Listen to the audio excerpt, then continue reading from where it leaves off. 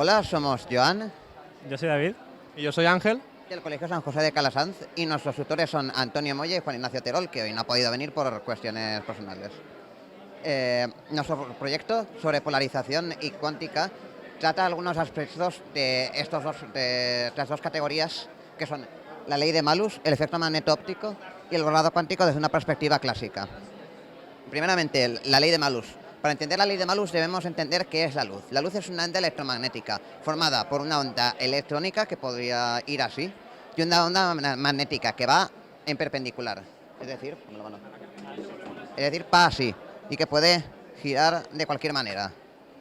Entonces, un polarizador, que es un elemento importante en nuestros experimentos, lo que hace es filtrar la luz de manera que pasa solo aquella que va en un determinado plano de vibración. Entonces, aquí tenemos dos polarizadores cruzados y aquí tenemos uno normal y corriente. Entonces, lo que ocurre es que al ponerlos cruzados no pasa luz y al ponerlos en paralelo sí que pasa. Entonces, ahora deberíais estar viendo un lado negro y otro lado transparente. En el experimento lo que tenemos es un foco de luz y dos polarizadores. Ponme la pantalla. Entonces, ahora mismo están... Están a 90 grados, es decir, están cruzados, no pasa nada de luz, como podemos ver en la pantalla.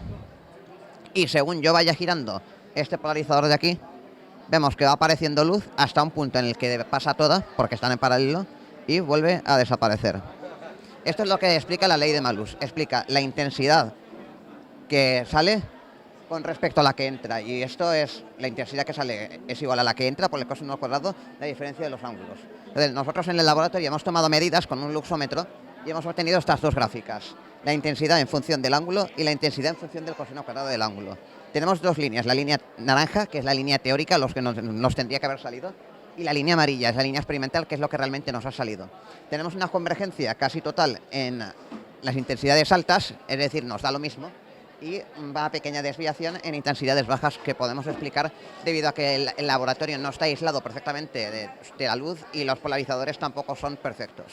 Y os paso la palabra a mi compañero David, que nos explicará el efecto magneto-óptico. Gracias. El efecto magneto-óptico es un experimento que fue llevado a cabo por Faraday para demostrar que la luz tenía un comportamiento magnético.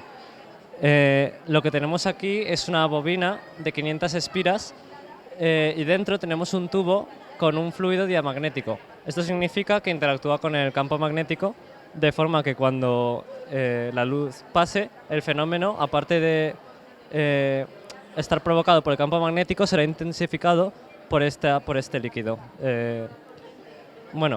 Entonces, primeramente tenemos en el banco de trabajo podemos observar que hay un primer polarizador que lo que hace es filtrar la luz en una dirección. Por ejemplo, podría ser la dirección horizontal, ¿vale? Más tarde, al final del todo, teníamos un polarizador que estaba situado de forma cruzada, de forma que la luz que pasa al final es nula. Sin embargo, cuando le active la corriente eléctrica, la cual la voy a activar ya, la tenemos a 5 amperios y 10 voltios, se genera en la bobina de 500 espiras un campo magnético.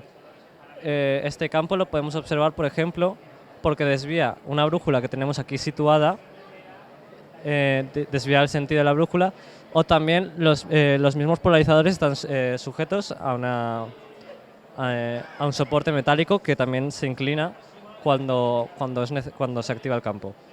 De forma que, cuando pasa primeramente la luz, va en una dirección sobre un plano.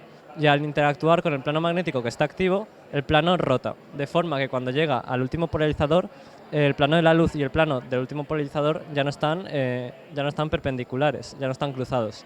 De forma que lo que cabría esperar es un aumento en la intensidad lumínica de la medida.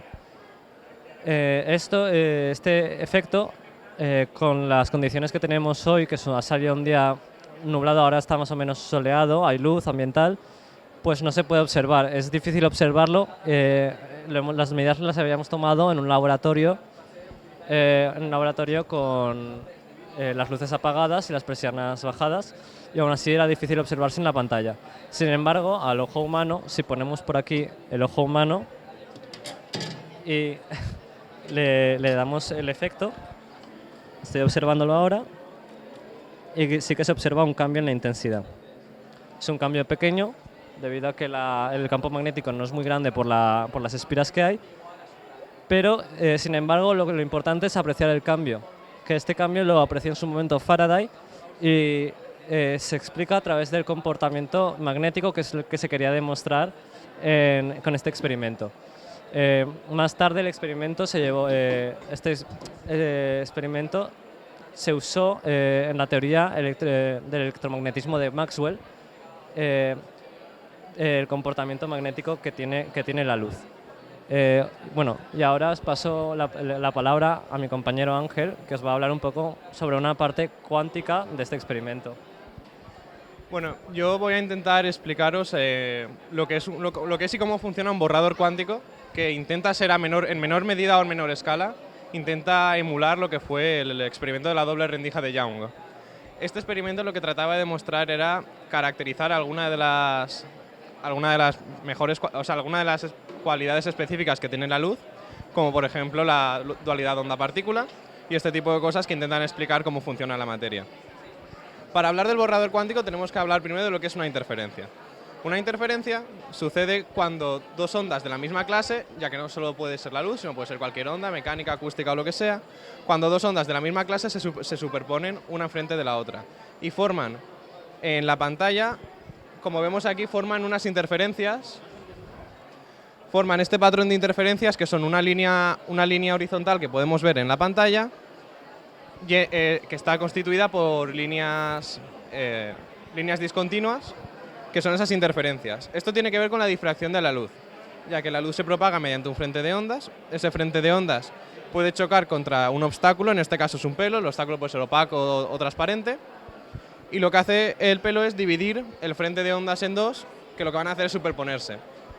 Con lo cual, teniendo ahí la pantalla, podemos ver como la parte en la que vemos luz es cuando dos ondas se han superpuesto de forma continua y la han amplificado, que es una interferencia constructiva, y en la parte donde hay sombra o no hay luz es cuando se han superpuesto anulándose, formando una interferencia destructiva.